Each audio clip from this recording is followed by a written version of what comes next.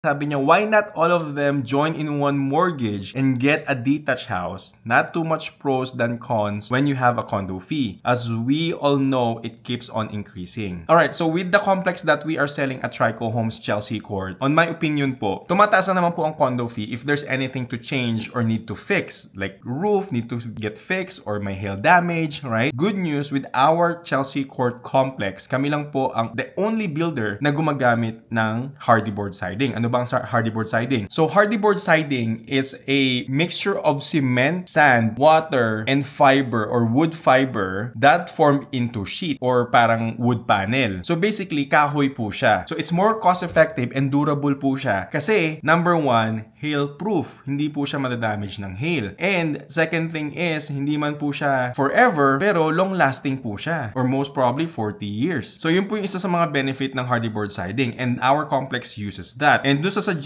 sa suggestion ni ate na why not all of them join in one mortgage, unfortunately, syempre, hindi naman natin alam yung financial situation ng tao eh. Right? Tapos nag-judge tayo ng ganun agad-agad. Most likely, in the first place, na-consider na nila yon or ginawa na nila yon pero hindi kaya. Marami kasing factor na pwedeng na pumasok dun sa sa deal. Kaya mahirap mag-judge. Right? Ngayon, babalik ako dun sa budget nila kasi kami, starting namin is 395, 2 bedrooms. Right? So, affordability po yung pinag-uusapan dito. Kasi, as I mentioned sa previous videos ko, the higher the mortgage is or the higher the amount is, the higher the mortgage payment will be. So kung ano po yung budget natin, dun lang po tayo mag-focus. Or lower than that, that's way better. Kasi mahirap naman, totoo, property is an investment, pero kapag lahat ng pera mo dun napupunta, obviously magiging house poor ka na. Right? Wala ka ng pera or wala ka ng budget para sa ibang bagay. Obviously, gusto pa nating lumabas, gusto pa nating kumain sa restaurants, right? Baka hindi mo na magawa yun kasi lahat ng budget mo napupunta sa mortgage. Hindi naman po maganda yun. We have to strategize wisely in regards to just buying a property. Hindi porket, ito,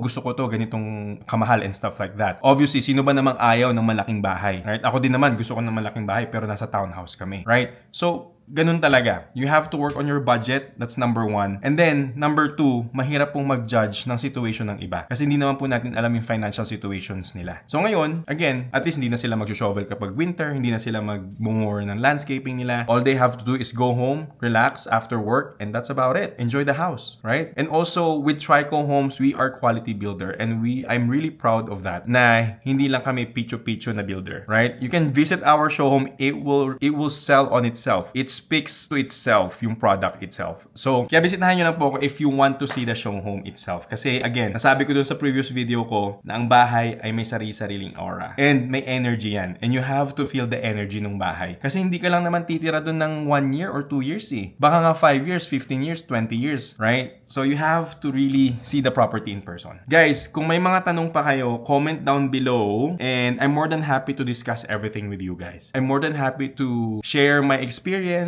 I'm more than happy to share my knowledge as a realtor and now as a sales representative at Trico Homes. So, comment lang kayo guys. Tulungan namin kayo. Tapos, big shout out kay Jillian Cortez. She is one of the best mortgage brokers out there who is genuinely wants to help out. Hindi lang siya yung basta makaklose ng deal or alam mo yun. May mga clients pa nga kami guys. I-share ko lang to. I know it's off topic pero i-share ko lang sa inyo na may na-experience pa nga kami na client before na may mga utang pa sila, may mga car loan, may mga student loans, at least 1 year and a half bago pa kami nakabili ng bahay. Kasi ginaid namin sila na magkaroon sila ng goal setting. Nag-goal setting na, itong loan na to, bayaran mo na to. In the next 6 months, ito naman loan na babayaran. Hanggang sa natapos yung mga loan na yun. And then finally, dumating yung araw na, eto na, ready na silang bumili ng bahay. Kasi nag-guide sila ng maayos. Walang tinagong kotse, walang pina-loan or line of credit, malinis. So at least yung kliyente, hindi nahihirapang magbayad. 'Di ba? Hindi yung patong-patong yung mga utang nila. So dapat ganun